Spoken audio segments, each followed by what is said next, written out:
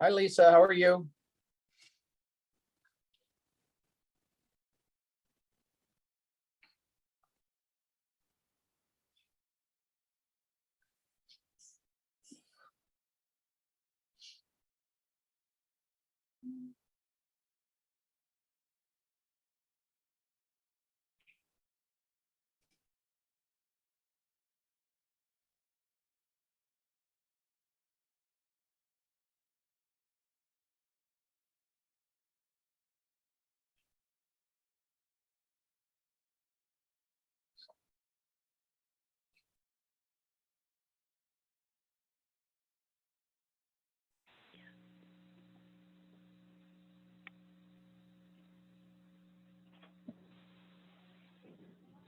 Hello. Hello, Ken. I gotcha. Hi, Okay. Ken. Hi, Lisa. Hi, Mike. I saw you. Hello, Mike. Hey, Ken. How are you? Pretty good. All right. So we've got Jim Calvin in the other room. I don't Come on in, Sarah Jim. just showed up. So we're just really waiting for Tara.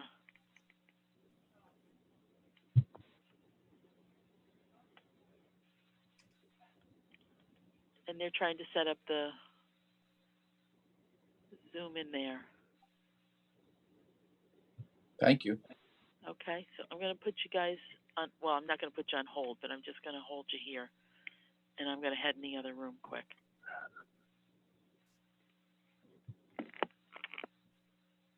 So when they meant Jim was in the other room, literally, not in some other room on Zoom. I hope we get back to normal someday, huh? That's for sure, Mike.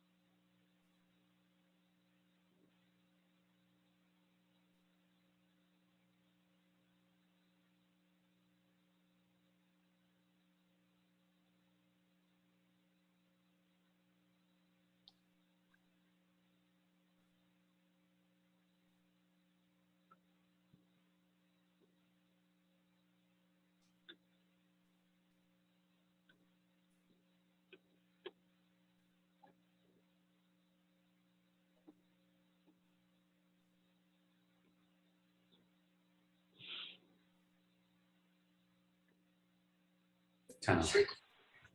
That's good. Don't take that off. Yeah. Hi, Mike. Good morning. You can hear us? Yes, I can. Thank you.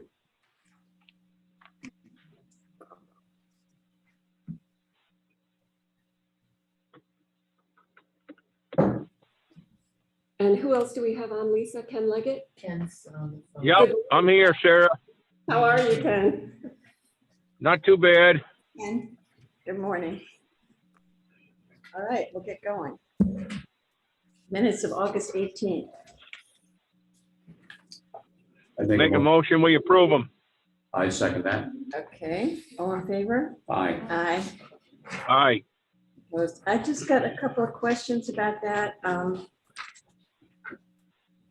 See if I can find, Mike, I had some questions about the employee manual. Did they put in the reference Yes. for the police officer? Yes, I spoke with Elena DeFeo Keen, who is our HR attorney as well as the HR attorney for the county, as you know, Sarah. And she has sent us back a final copy with the tracked language from what the county had with respect to the two issues that you had raised. One being the hate language, and I can get you a completed copy. We'll circulate a completed copy in the board packet of the final document, and then get it posted online. Okay, thanks.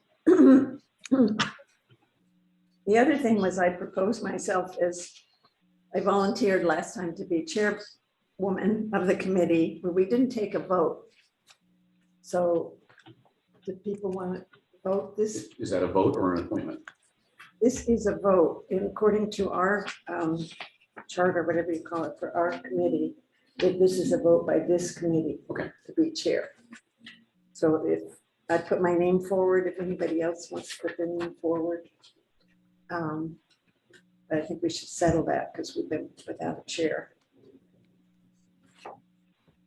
Just need a motion.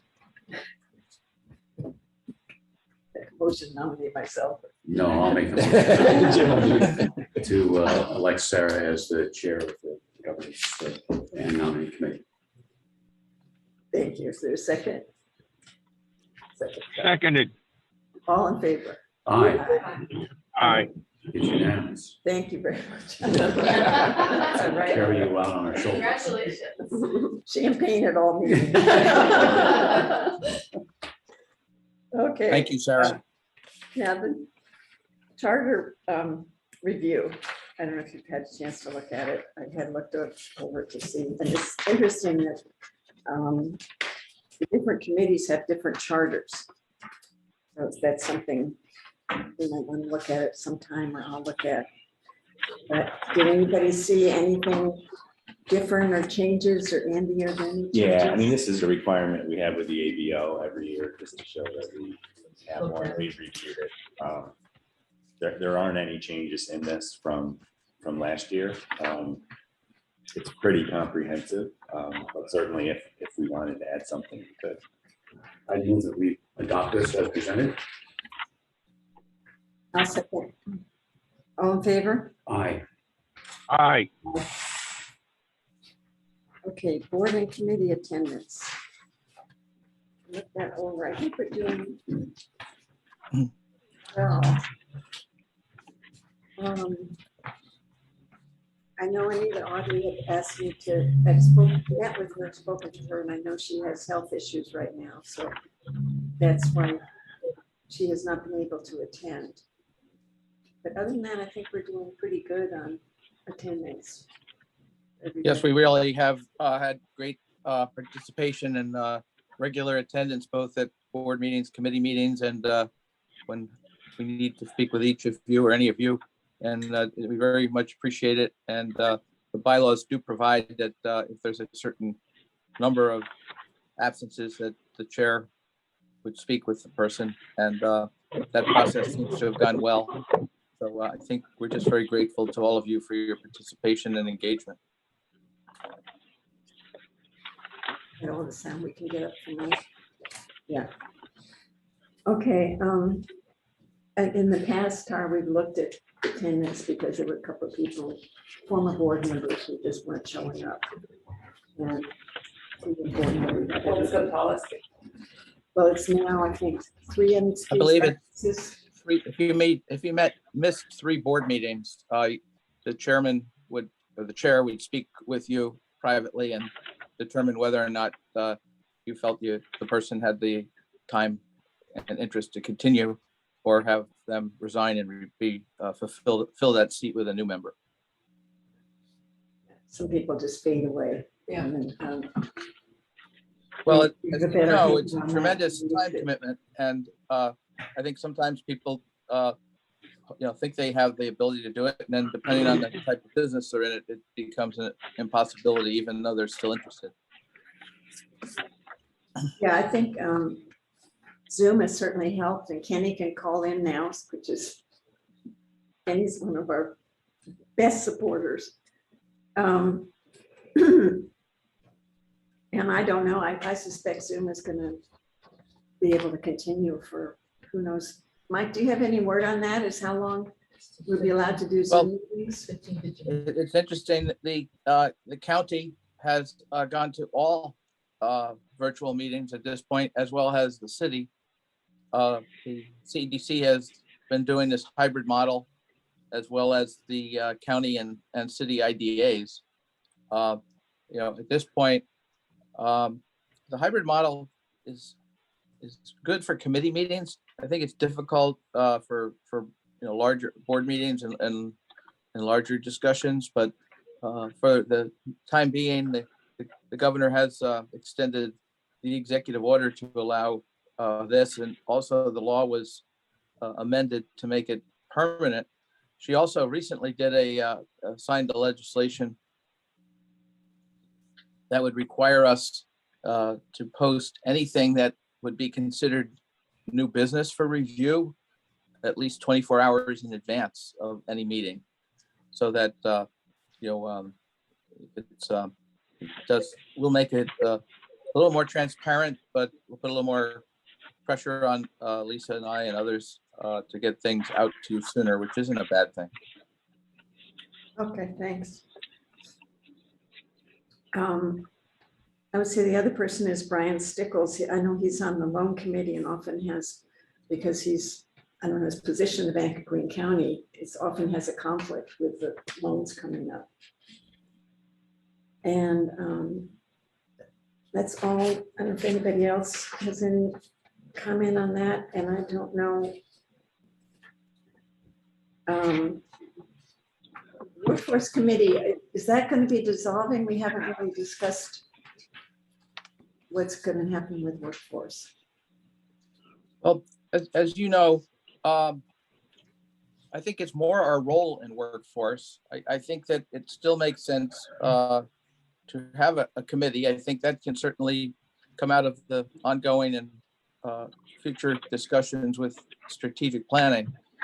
But when you look at the issues that our small businesses are facing, one of the most important issues right now is finding qualified workers and the availability of workers.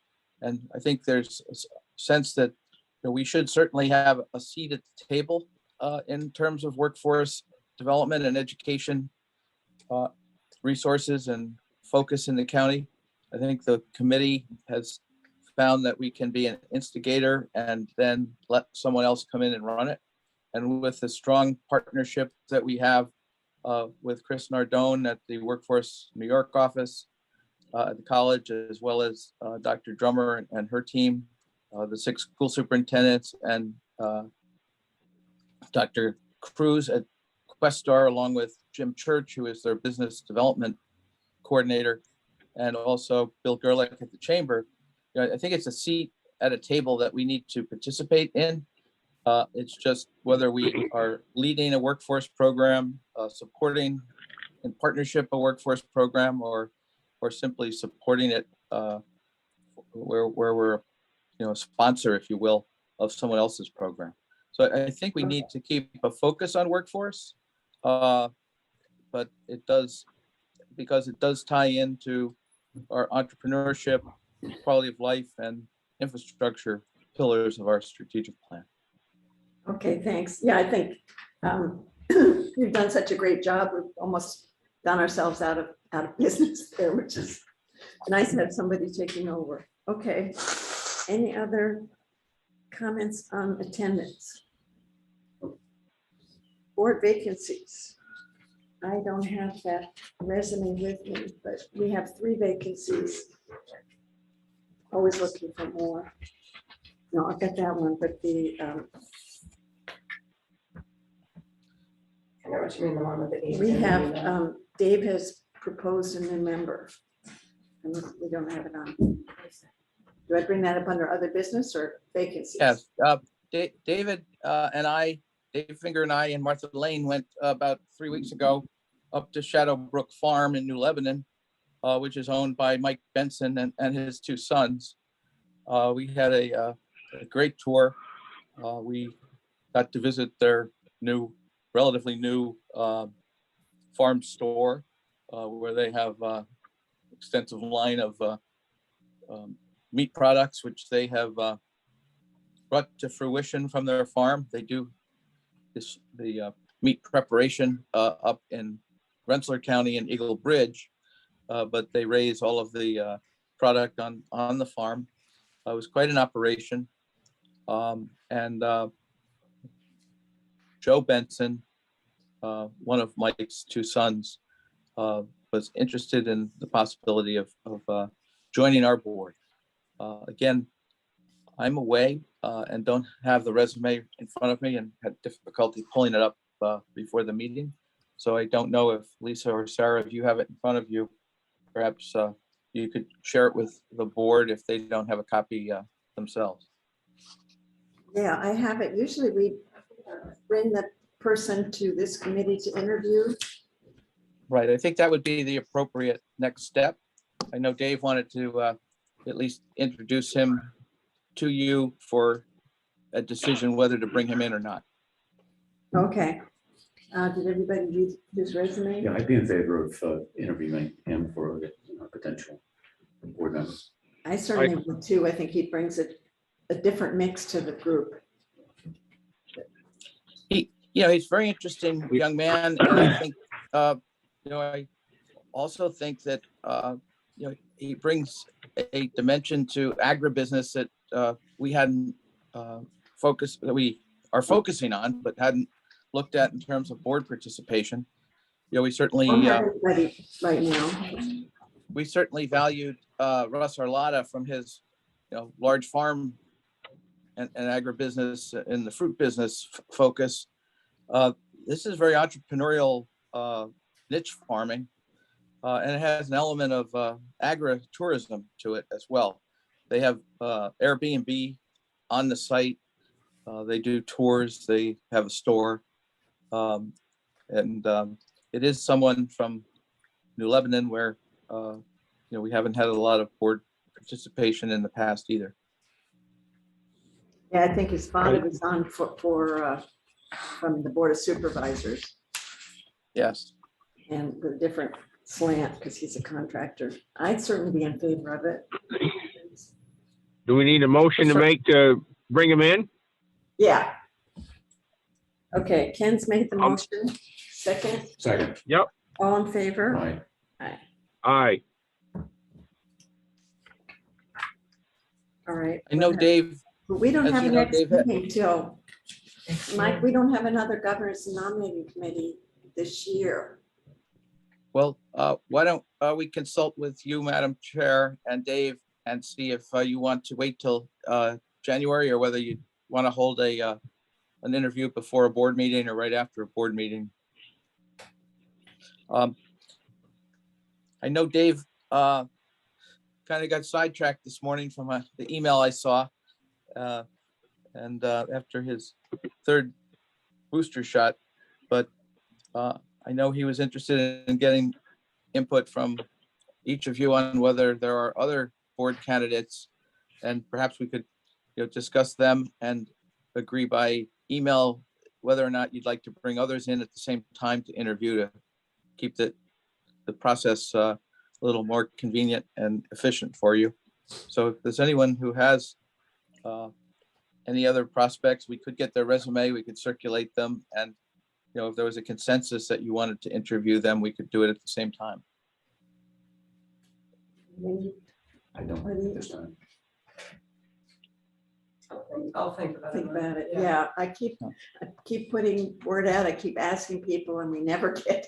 What type of skills are you really looking for? Well, it's nice to have a mix on the board. Yeah. Just they have to be in business, some Okay. kind of business thing, because we're economic development and have an interest in that. But we have bankers, we have Well, what we can do is Yeah. we'll circulate, art. Madam Chair, the affiliations, if you will, at least as we see them. You may correct us as to what representative group each of you are looking at, but also where you live in the county. And then perhaps, that may identify for the board and the committee where there are some gaps. Some of these types of boards, at one point you have 5 accountants and 5 bankers, and that's not good.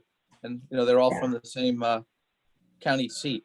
So I do think that, diversity on every front is an important component of building the board with a focus on the mission of the organization. That we do circulate that membership list, and I don't know if we've ever put out an appeal just to the membership to see if anybody's interested. I don't know if that opens a can of worms or not, but that could be a possibility, because There are other organizations that do that. with success or not success. I think sometimes it works. I think the biggest difficulty I have seen over the years is it's hard to ask someone if they're interested and then interview them and not take them. Yeah. And so to the extent that it's a individual referral by one board member with the understanding to the applicant or prospect that there is a process here. I think there's 1 or 2 that didn't make the pass to the full board. And then there were, 1 or 2 who, after they met with us and understood more about the organization and the time commitment, they asked to pass. I remember several people over the years that, could we consider them at a different time, or they just didn't have a time availability to participate. Andy, what do you see in other not-for-profits? Yeah, I think the challenge is if you put it out to the membership, like Mike said, you get a big response and you don't take people, you risk losing members, which is not key. Balance. It probably would be good to bring it up at the full board Yeah. again, right? I mean, you're in a good time frame in terms of looking forward toward May. Or I with could some of the send out a openings you letter, have. just say we're looking. Well, and I think if we put together something for the board meeting for your report that identifies the affiliation of each of you, that it may identify in each of your minds someone who would be from a business line or from a professional service line or some other community engaged activity. We have people on the board from arts, from business, from professional associations, from accounting, and insurance. I think that we're short on manufacturers, and I can pull the list of 60 or so manufacturers that we have and include that in the packet. And if there are areas that you think we're missing between now and the board meeting, let us know, and we can. We did buy a list of all the businesses in the county. There are 2,000 businesses, and they can be sorted by NAICS codes. So you could, and we also have commercial and industrial tax records, if we wanted to drill down even further. But and maybe it's just worthwhile to look at the top people in the PPP list, not to see what they got, although that information is available, but just to remind us of, what businesses were able to qualify for over $500,000 of PPP money in the county, and what role they may play. So let me work on some the lists that we can circulate the week before the board meeting. Thanks. Okay, geography is another point Jim brought up too. Yeah. Hey, strategic planning. Well, as we discussed at the last board meeting, Mary Ellen O'Loughlin was going to contact the board members who she had not yet had a 20-minute or plus or minus phone call with. She did speak with the officers and with the committee chairs, and when there were only another 5 or 6, maybe 7 calls to make, she now has that list and will be doing that. And I anticipate she would have a short presentation at the November board meeting. She feels it's important that we have an hour-and-a-half board session outside of a board meeting. And whether we do that in December or January, certainly up to you as to what your availability is on a basis of the board. But so there'll be a report on that at the board meeting. And I do think that one of the things we've been looking at is what role CEDC will be asked to play with the ARPA funding from the federal government, particularly the $64 billion funding in broadband that is anticipated to be approved as part of the reconciliation with the Senate on the House bill that passed earlier this week. Chairman Morrell and the committee that is working on ARPA funding at the Board of Supervisors level have included me in those weekly meetings. I think I've reported that they had earmarked but not committed to $1 million of funding out of the $11 million that the county received for broadband. They also earmarked $1 million for small business support. We've had some initial discussions with the ARPA county group, which includes several supervisors, but also Rob Fitzsimmons, PJ Keeler, Ron Caponera, and several department heads, about the fact that if you took $1 million with 2,000 businesses in the county and you gave $5,000 or $10,000 grants or loans that turned into grants if they met certain criteria, that you would only be benefiting 100 to 200 businesses. One thought that we've been exploring internally at the staff level is whether or not we could, first of all, whether the money would be could be used for this purpose, but we did find out we were not selected for the USDA grant, where we were going to partner with Patterns for Progress to go out into the towns and villages to support their economic development committees or activities. They said we had asked for too much money. They encouraged us to reapply for a smaller amount in February. But one thing I did discuss, we did discuss at the Workforce and Education Committee last week, and which I discussed with Chairman Morrell yesterday, was if we took a smaller amount, perhaps $500,000 over a 3-year period, and we developed a program that would provide direct resource technical assistance, similar to what the SBA provides funding for us to do with loan clients, and partnered with the chamber on this, where they could do the QuickBooks training and they could do the cybersecurity for small business training, and they could do, we don't want to be getting into the area where their bread and butter is and where they're good at, and where you're serving a broader base of businesses. But, we could be providing the organizational structure and the technical assistance and the loan programs, and raise the awareness within the county of small businesses. I had been invited and participated in discussions out with the Rojan Housing Task Force, which are representatives of Ankrum, Hillsdale, and Copake. And as part of the housing efforts we're working on with Patterns for Progress. And there were business owners there, and there were, community leaders. And I think there were 10 people there. And I think only 4 or 5 knew what we did.